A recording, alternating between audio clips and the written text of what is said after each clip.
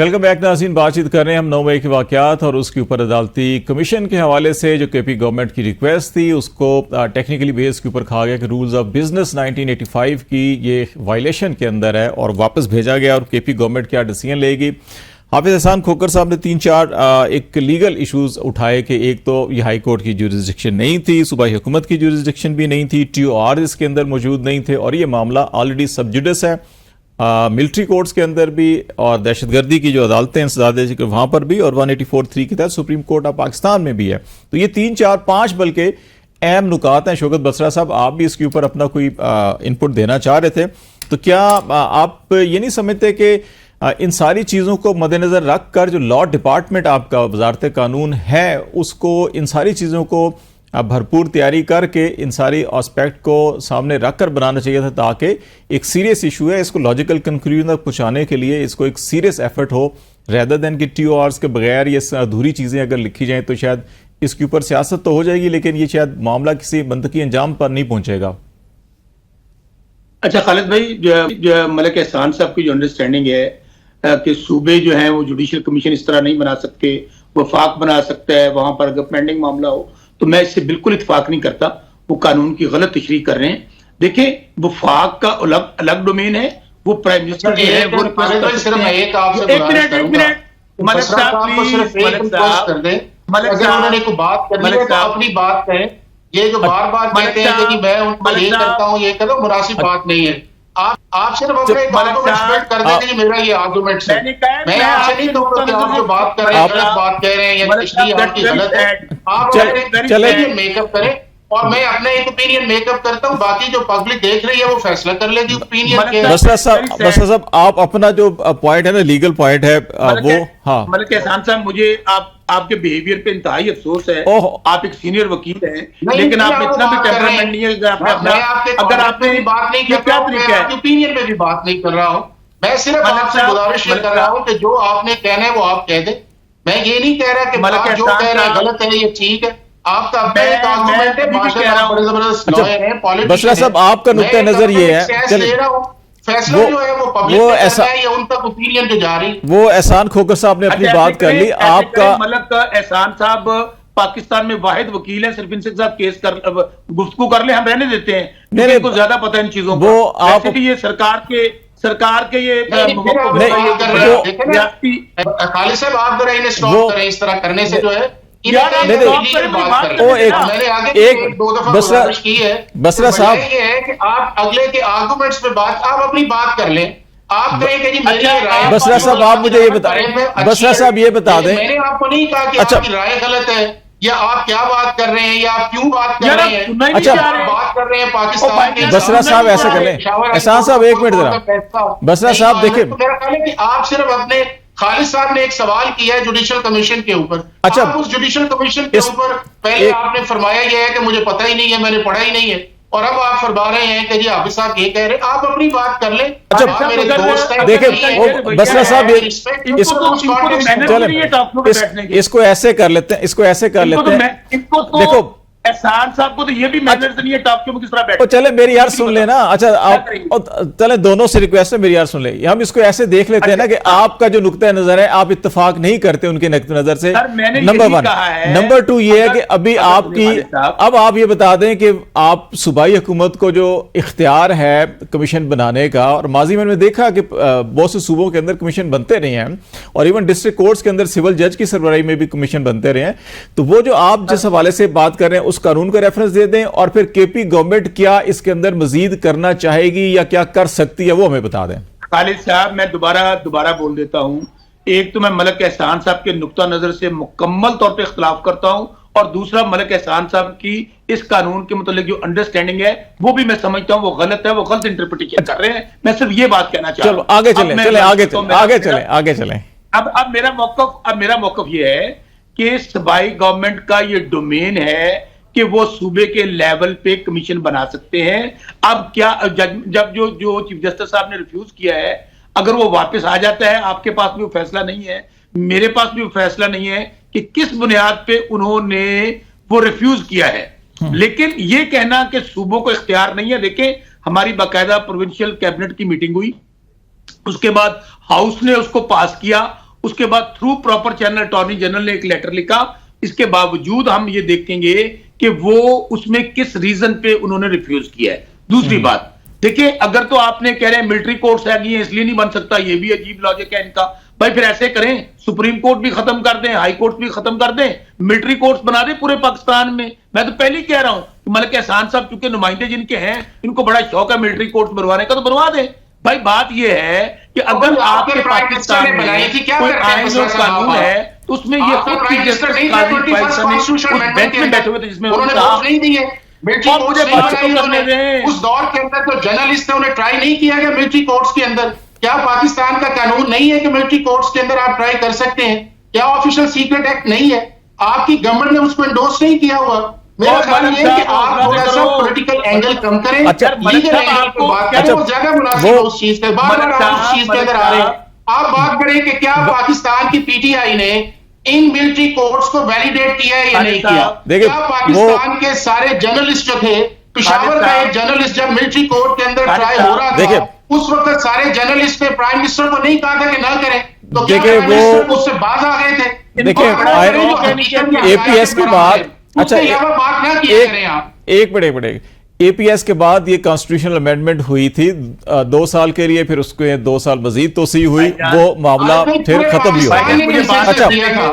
अच्छा हम जरा बात को थोड़ा आगे बढ़ा लेते हैं, बात को थोड़ा आगे बढ़ा। रिक्वेस्ट है, ये इन्होंने इतनी लंबी बात की, मैंने कहीं इंटरप्ट नहीं किया। मुझे तो समझ नहीं आती इनको कौन सी चीज जो अच्छा, चले जरा बात को एक कदम आगे बढ़ा लेते हैं। बसरा साहब एक आगे बढ़ा लेते हैं। चले आपकी कैबिनेट उसको डिस्कस करेगी, देखेगी और उसको जो भी डिसीजन होगा हम कर लेते हैं। मैं एक स्टेप आगे बढ़ना चाह रहा हूं, इलेक्शन की तरफ आना चाह रहा हूं, NN 128 की तरफ। मुझे एक कहना है, अच्छा, जस्टिस काजी फैसल ने खुद उस बेंच में बैठे थे, उन्होंने कहा, उन्होंने उनकी जजमेंट है मिलिट्री कोर्ट्स के खिलाफ, वो मिलिट्री कोर्ट्स नहीं हो सकती। उन्होंने कहा आईनी तरमीम के जरिए भी नहीं बनाई जा सकती। नहीं, वो उससे पहले की है। यही बात तो मैं वो 2014 किया, 2014 किया। हाई कोर्ट बार एसोसिएशन का रावलपिंडी बार का केस है, उसकी मेजॉरिटी 11 जजेस ने कहा था कि ये 21st कॉन्स्टिट्यूशन अमेंडमेंट ठीक है और पाकिस्तान के जो मिलिट्री लॉज है वो फंडामेंटल राइट्स के अगेंस्ट नहीं है। उसके अंदर एक डाइसेंटिंग व्यू काजी फायज ईसा साहब का था। एक था बिल्कुल। अच्छा चलें हम जरा आगे थोड़ी बात लेके चलते हैं। 2 चीजें थी, मैं चाह रहा था कि डिस्कस करें, हमारे पास शायद 10 मिनट और होंगे। एक तो ये खोकर साहब के एक के बाद एक हल्का आता है और उसके अंदर हम बड़ी वाज़े तफरीक, अब ये जो 128 का ऑडिट पतन ने किया और उसमें जो नेशनल असम्बली और सूबाई असम्बली के सेम पोलिंग स्टेशन होते हैं और वहां पे 1,03,000 वोटों का फर्क है कि नेशनल असम्बली में जो वोट कास्ट हुआ और जो सूबाई असम्बली में उसके नीचे हुआ। अब वोट डालने जाता है हर बंदा, उसको 2 बैलेट मिलते हैं, एक नेशनल का एक सूबे का। इतना बड़ा फर्क तो नहीं होना चाहिए था और ये फर्क जो अब आ रहा है अगर, और फिर जो फॉर्म 46 है जो बैलेट पेपर जारी होते हैं उसमें भी कोई तकरीबन 80,000 बैलेट पेपर जो हैं कि वो नेशनल असम्बली के ज्यादा जारी हुए हैं, सूबाई असम्बली के हुए ही नहीं है। तो ये सारा मामला, तो इस पे तो मेरा ख्याल है कि एक दफा बड़ा वाजे को ऑडिट होना ही चाहिए और इस मामले को आगे बढ़ना चाहिए कि जितनी देर होगी आप नहीं समझते कि मामला खराब ही होंगे इसके? देखें खालिद, जो लाहौर के 2 हल्के आए हैं उन दोनों के अंदर सीरियस इलेक्शन इरेगुलरिटीज हैं। जो एक रिपोर्ट आई है और जो प्राइमा फेसाई चीजें सामने आई हैं, ये कभी हो नहीं सकता कि आपका जो एक मतलब आप अगर वोट डालने जाते हैं तो आप 2 वोट डालते हैं, एक आप वोट डालते हैं नेशनल असेंबली का और दूसरा आप वोट डालते हैं प्रोविंशियल असेंबली का, और आपको 2 बैलेट पेपर्स इशू होते हैं। हाँ, उसके अंदर ये हो सकता है कि प्लस माइनस जो है वो 1% या 2% हो सकता है कि बाज दफा होता यह है कि मैं सिर्फ नेशनल असेंबली के मेंबर को वोट डालना चाहता हूं और मैं प्रोविंशियल को नहीं डालना चाहता। बाज दफा मैं प्रोविंशियल को डालना चाहता हूं और नेशनल को नहीं डालना चाहता। लेकिन उस प्रोफाइल के अंदर जितनी इन दोनों हल्कों के अंदर अनयूजुअल चेंजेस आई हैं, उसका फैसला जो है वो अल्टीमेटली आपके इलेक्शन ट्रिब्यूनल से करना है। और मैं ये समझता हूं कि वही कॉन्स्टिट्यूशन के अंदर आर्टिकल 225 के अंदर जो ट्रिब्यूनल्स हैं, जो अभी भी लाहौर हाई कोर्ट का एक ऑर्डर आया है कि जिसके अंदर उन्होंने कहा है, चीफ जस्टिस ने, कि जो पहले 6 मैं उन पे हूं, मामला सुप्रीम कोर्ट के अंदर है, सुप्रीम कोर्ट उसका जल्द से जल्द फैसला करे कि क्या जो 151 के नीचे ट्रिब्यूनल्स बनने हैं उसके अंदर कंसल्टेशन किस हद तक चीफ इलेक्शन कमिश्नर की और चीफ जस्टिस की जरूरी है, और उसका फैसला करके आप उस रेगुलर प्रोसेस के अंदर जाएं जो आपको इन सारी चीजों का डील करता है, चाहे उसके अंदर फोरेंसिक ऑडिट है, चाहे उसके अंदर रीकाउंटिंग है, चाहे उसके अंदर इरेगुलरिटीज है, और वो कॉम्पिटेंट फोरम ये डिसाइड करे कि अगर ये सारी चीजें हैं तो वो इलेक्शन को सेट असाइड भी कर सकता है। और जज कौन है?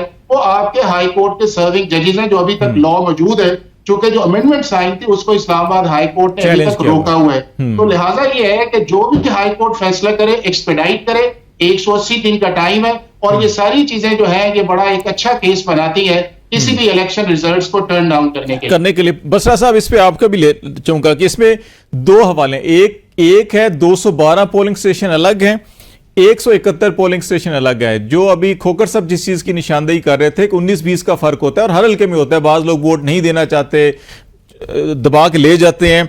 अब जहां पे फर्क नहीं है ना, 19-20 का फर्क है, वहां पर जो सलमान अकरम राजा हैं वो 76,000 वोट ले रहे हैं और ओन चौधरी साहब जो हैं वो 36,000 ले रहे हैं, डबल का फर्क है। और जहां पे 80% या 70% जो है कि फर्क आ रहा है, जहां पे आपको 1 लाख वोटों का फर्क नजर आ रहा है, वहां पे ओन चौधरी साहब जो है 1,30,000 ले जाते हैं। मतलब वो फर्क सारा का सारा ओन चौधरी साहब की तरफ गया है और सलमान अकरम राजा 61,000 ले रहे हैं। तो ये चीजें तो बड़ी अहम चीजें हैं। तो आप समझते हैं कि इनको प्रॉपरली कोई हैंडल किया जाना चाहिए, कोई इसके ऊपर ब्रॉड बेस कोई ऑडिट होना चाहिए, या हल्का टू हल्का ही ठीक है? खालिद भाई, पाकिस्तान की तारीख का फ्रॉड फ्री इलेक्शन है ये। जो भी हल्का खोलेंगे आपको यही सूरत मिलेगी। मैं आपके सामने बैठा हूं, मेरे में जो तीसरे नंबर पर एजाजुल हक है, जिसने 50,000 वोट लिए और मैं उससे 50,000 वोटों से जीत रहा हूं, वो उसको नोटिफाई कर दिया गया। देखो, कह रहे हैं देग में से 2-4 चावल चखे तो आपको पता चल जाता है कि चावलों के क्या हालात हैं। ये तो पूरे का पूरा इलेक्शन जो है इतना रिग्ड किया गया है। और अभी देखे ना, इसी को रोकने के लिए 180 दिन में फैसला होना था। ये जो ट्रिब्यूनल से अभी ऑलरेडी 180 दिन गुजर चुके हैं, तो बताइए फैसले कब होंगे? और दूसरा क्या किया है, इसी इन्होंने जब वो 2017 में कानून बना था कि सर्विंग जजेस होंगे ट्रिब्यूनल के, जब देखा कि जजेस ने फॉर्म 45 मांग लिए, ये फौरी तौर पे कहा जजेस की तो और डिग्रियां जाली हैं, जजेस को डराना धमकाना शुरू कर दिया। और उसके बाद क्या किया कि दोबारा इन्होंने एक ऑर्डिनेंस ले आए। और ऑर्डिनेंस किसने इश्यू किया? सैयद यूसुफ रजा गिलानी साहब ने, जिनके खिलाफ खुद पिटीशन मौजूद है ट्रिब्यूनल के अंदर। और उसके बाद इन्होंने फिर उसके अंदर भी चेंजेस करके उसको भी नेशनल असेंबली से और सेनेट से पास करवा लिया कि जी रिटायर्ड जजेस लगेंगे। तो ये तो सूरत हाल है कि ये हर हरबा इस्तेमाल कर रहे हैं, हर तरीका इस्तेमाल कर रहे हैं इस फ्रॉड इलेक्शन को कि ये एक्सपोज ना हो। लेकिन आप मुझे बताइए कि पतन हो, फाफन हो, आपकी यूएनओ हो, कांग्रेस हो, पूरी दुनिया इसके ऊपर कह रही है। इवन तारिक साहब जो खुद मुस्लिम लीग नून है, वो उनके जो सारे स्पोक्स पर्सन है, वो क्या कहते हैं? कहते हैं हमें तो खुद नहीं पता हमारी हुकूमत बनी कैसे है, हमें तो मेजोरिटी नहीं मिली थी। अगर देखे मियां नवाज शरीफ हार गया, मरियम बीबी हार गई, जिनको सबसे बड़े स्टॉलवर्ड थे, तो जीता कौन है? तो खालिद साहब, ये इस तरह निजाम नहीं चल सकता। मैं समझता हूं कि बांग्लादेश से ज्यादा पाकिस्तान में हालात खराब हैं। यहां पे महंगाई है, बेरोजगारी है और बहुत बड़े पैमाने पर रिगिंग हुई है। अगर तो इन लोगों ने खुद ये इस चीज को इलेक्शन जो है, हमारा तो मुतालबा है कि आप नया इलेक्शन करवाएं, ईवीएम पे करवा लें। तो अगर ये नहीं मानेंगे तो मुझे पाकिस्तान में बांग्लादेश से आने वाले 2 महीनों में हालात ज्यादा खराब होते नजर आ रहे हैं। अभी आप देख लेना, पतन वाले एक इंडिपेंडेंट है, और ये जो आप बात कह रहे हैं, मैंने 5 इलेक्शन लड़े हैं, ये हो ही नहीं सकता कि एमएनए और एमपी के वोटों में इतने बड़े लेवल पे फर्क हो। और खालिद साहब, दूसरी बात, 2/3 मेजोरिटी मिली है पीटीआई को।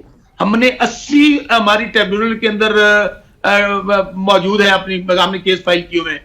आप 80 में से कोई हल्का खोल लें, कराची के 20 हल्के हैं, वहां पर हमारे आलमगीर साहब ने लिया 1,11,000 वोट, और जो मध्य मुकाबल है उसका 11,000 है। 11,000 डाल दिया आलमगीर के और 1,11,000 उसके डाल दिया। और बसरा साहब सिर्फ वो एक को इधर से उधर किया ना। कोई चले अभी जरा ब्रेक ले लेते हैं, ब्रेक के बाद वापस आते हैं। तो फिर जरा ये जो हम बांग्लादेश का भी तस्करा कर रहे हैं कि वहां पे जो स्टूडेंट यूनियन इतनी एक्टिव, और वहां पे जितनी भी खराबियां थी, जुल्म था, जबर था, वो स्टूडेंट्स खड़े हुए, तो वो सब का सब खत्म होता हुआ नजर आया हमें।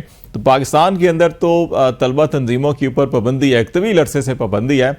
और पाकिस्तान के अंदर जो स्टूडेंट लीडरशिप और जो पॉलिटिकल लीडरशिप स्टूडेंट्स लीडरशिप से आती थी, वो भी एक अरसे से नहीं आई। तो इसके ऊपर ज़रा बात करते हैं ब्रेक के बाद। नाज़रीन, हमारे साथ रहिएगा।